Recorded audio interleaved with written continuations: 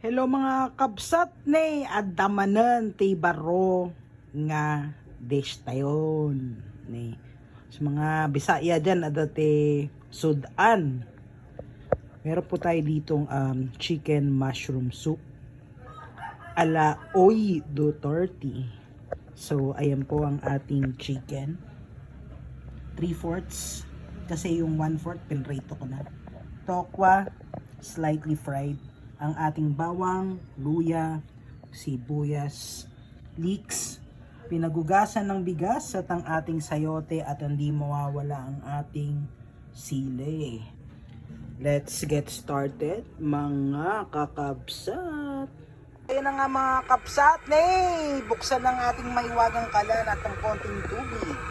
Ang ating konting tubig ay lagyan din po natin ng konting asin. So, again, we're not gonna use oil kasi pagmamantikain po natin ang ating chicken.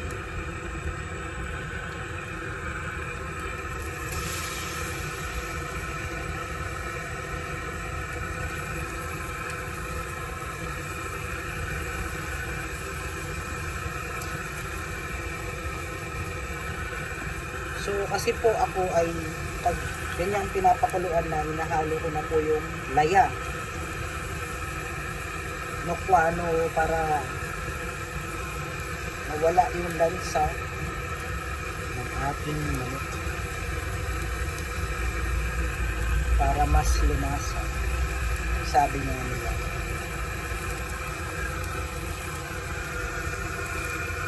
Pero yung pinakamanok na yan ay nilamasa rin po natin sa asin.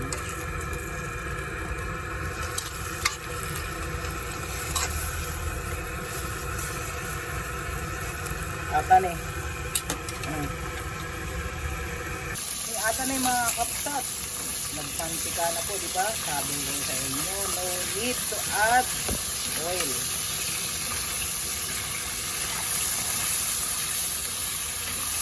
Kasi yung baboy, yung ano na yan, may sarili po yan. Mantika. So, lagyan na po natin ng ating bawang.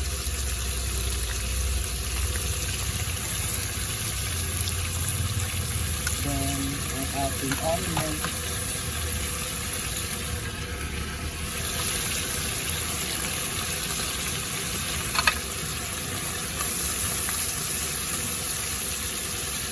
Si Mare at Pare. Sabi nga nila.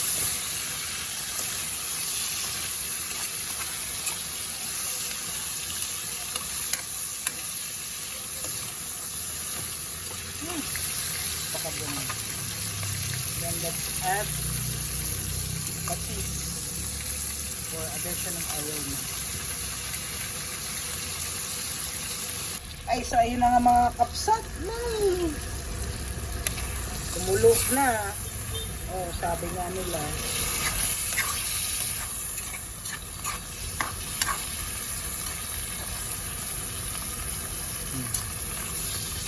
Lagay po natin ng konting water.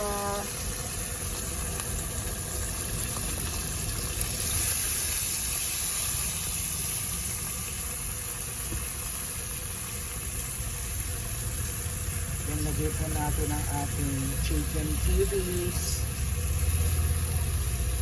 So, let's add pepper. That's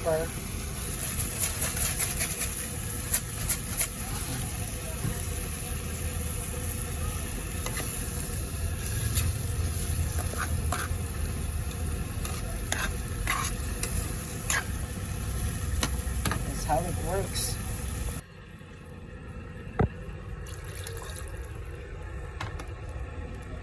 Yun ang mga kapsat. Lagyan pa natin ng water, tsaka po natin lagay ang ating mahiwagang papaya. Tsaka po natin yan halo-halo ulit mga kapsat. So antayin lang po natin yung maglasa at kumulo po ng mga ilang minuto. Then after a few minutes later, i-check po natin siya kung gaano po siya kasarap.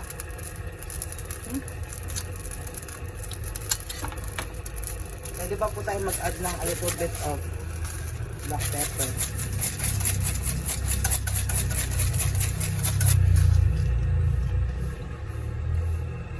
So ayun na nga mga kapsat, naluto ng ating chicken. Add na po natin ng ating special tokwa, ang ating mushroom, at ang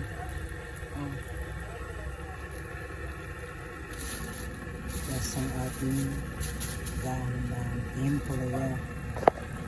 O diba, secret ingredients yan on the side.